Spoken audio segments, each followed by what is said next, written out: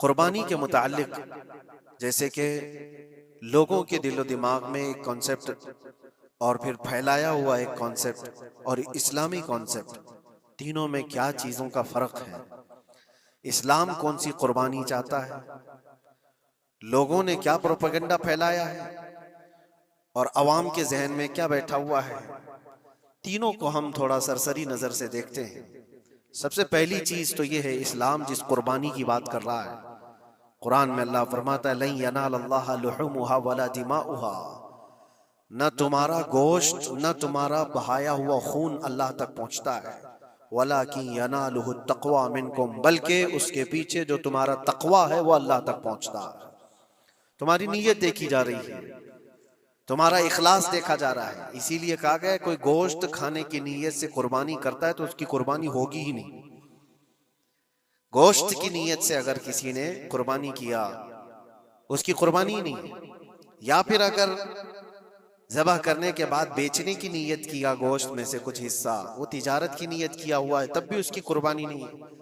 कुर्बानी सिर्फ वो है जो खालिस अल्लाह की रजा के लिए करे, जो अल्लाह ताला ने हुक्म फरमाया मुझे और अल्लाह करीम के हुक्म पर अमल पैरा होते हुए मैं कुर्बानी कर रहा हूँ, इस नीयत के साथ जिसने कुर्बानी किया उसकी कुर्बानी कबूल है।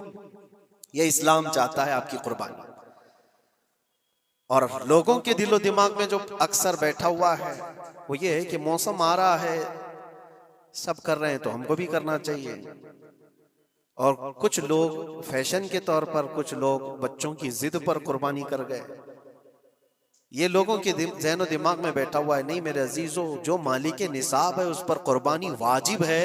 यहाँ तक कि अल्लाह के नबी सल्लल्लाहु अलैहि वसल्लम ने इरशाद फरमाया, इस्तिताअत होने के बाद, मालिक निसाब होने के बाद जिसने कुर्बानी नहीं किया, हुजूर फरमाते हैं वो हमारी ईदगाह के करीब भी ना आए। हुजूर अकरम सल्लल्लाहु अलैहि वसल्लम फरमाते हैं वो हमारी ईदगाह के करीब ना आए।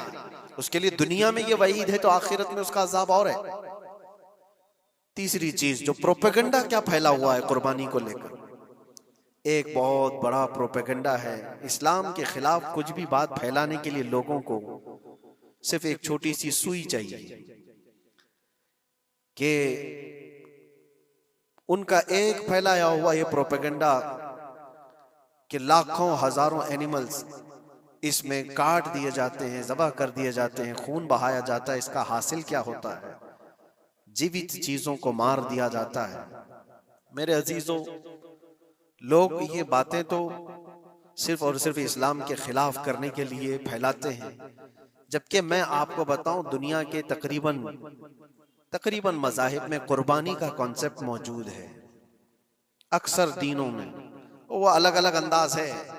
कहीं बलि चढ़ाना हो गया है, कहीं देवता को कुछ पेश करना हो गया है।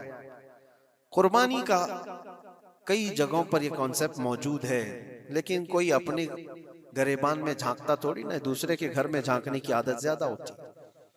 इस्लाम की कुर्बानी लोगों को नजर आती है कि मुसलमान जितना प्रैक्टिकल है अपने दीन पर, दुनिया में कोई भी अपने दीन पर इतना प्रैक्टिकल नहीं है। कोई भी अपने दीन पर इस तरह पाबंदी से अमल करने वाला मिलता नहीं। जलन इसी बात की तो है कि कोई पोस्टर नहीं लगाते, कोई ऐलान नहीं करते और जुमा में पूरी सफे इनकी भरी नजर आती। कौन तुम्हें प्रचार करके जुमा में बुलाता है? वो खालिक कायनात की तरफ से तुम्हारा जो लगाव है, वो जो तुम्हें खींच कर घरों से मस्जिदों में लाता है। फितनों का दौर है, उसके बावजूद जुमा में कोई भी मस्जिद ऐसी नहीं होगी जो खाली पड़ी हुई। मुसलमान आज के दौर में भी अपने दीन पर अमल पैरा है और ये तकलीफ का सबब बन जाता है दूसरों के लिए।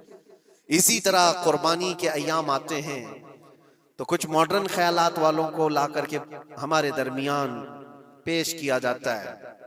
वो ऐसी मीठी मीठी बातों के जरिए से तुम्हें लुभाने की कोशिश करें। इतने पैसे खर्चा करने के, 40,000 का 50,000 का बकरा लेने से बेहतर है किसी गरीब को मदद कर दिया जाए, किसी का घर बना दिया जाए, किसी का राशन पहुंचा दिया जाए। मियाँ वो साल भर हम करते हैं अल्हम्दुलिल्लाह, कुर्बानी के दिनों में ही क्यों?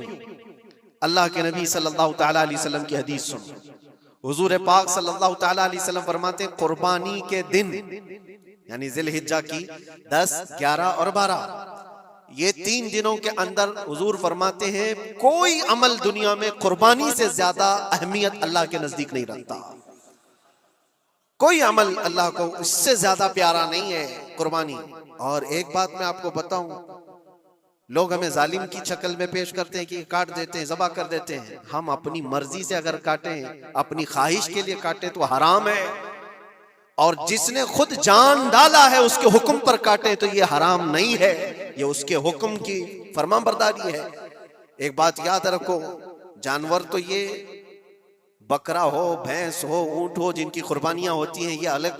जो मछली खाते हैं उसमें भी अगर कोई इंटरटेनमेंट के लिए शिकार करता है कि अपनी तफरीह कल्ब के लिए, तो उस मछली का शिकार करना भी हराम है। हाँ, खाने की नीयत है, तिजारत की नीयत है, तो मकसद के तहत अगर मछली पकड़ रहा है तो उसके लिए जायज है।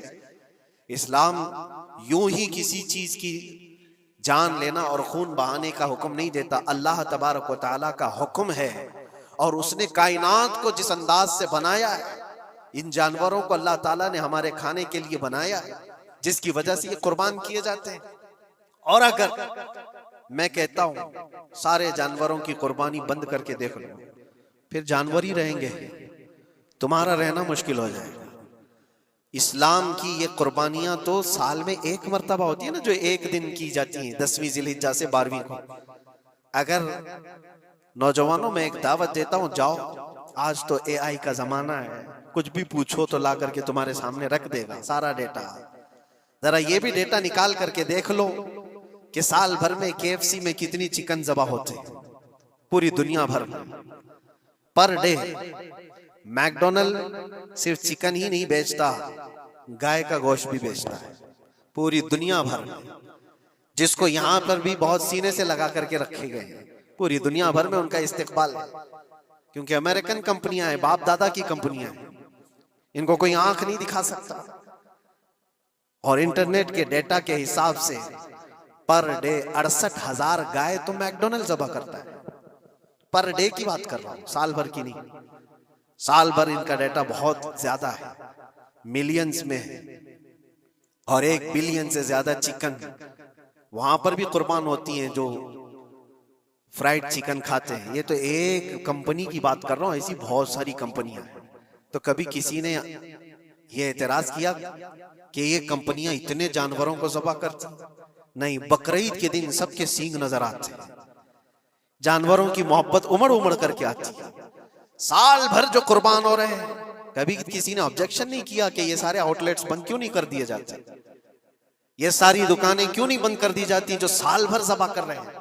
हाँ, हो सकता है मैकडोनल्ड यहाँ नहीं ज़बह करता गाय को, क्योंकि यहाँ पता है हालात सही नहीं है, लेकिन दूसरी जगह पर जाकर देखें, सब जगह पर बीफ आसानी से उनके यहाँ मिलता है।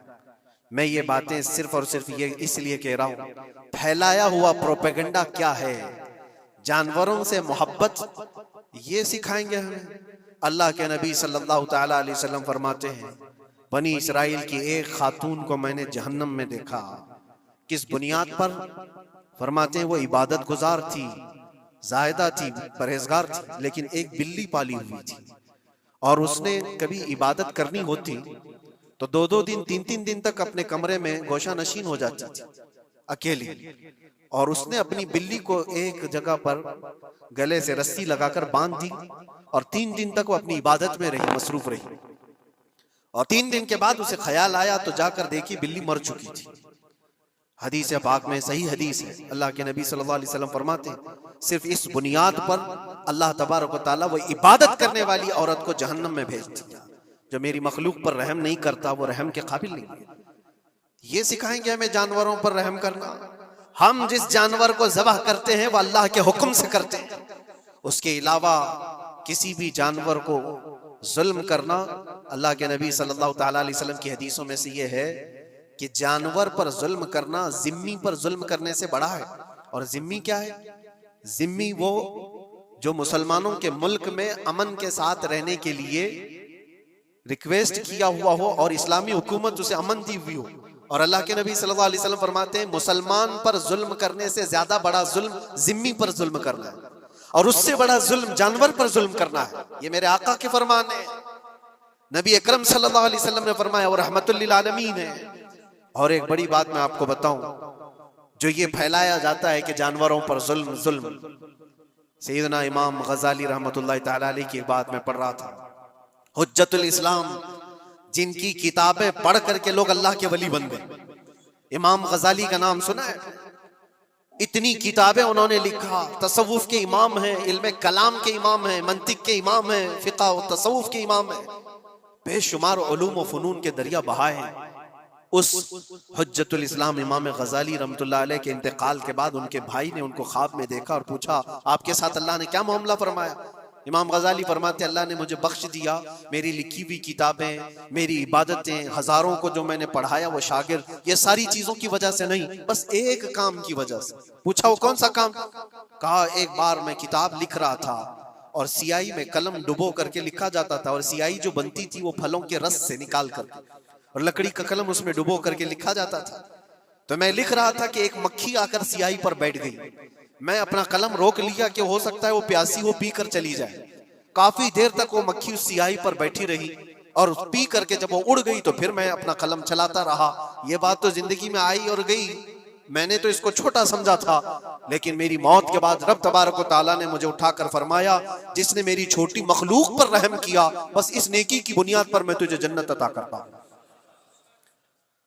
एक जानवर पर रहम करने की बुनियाद पर, एक जानवर पर रहम करने की बुनियाद पर। और हदीस पाक में, सही हदीस पाक में ये भी है, एक तवाइफ थी जिसने मरते हुए कुत्ते को बचाया था पानी पिलाकर, और उस बुनियाद पर उसकी बख्शिश हो गई। तवाइफ थी और रहम किया जानवर पर तो उसकी बख्शिश हो गई। मैं इस्लाम की वो चीजें तुम्हें बता रहा हूं जो दुनिया तुम्हारे सामने ये चीजें लाने से आजीज है और कासिर है।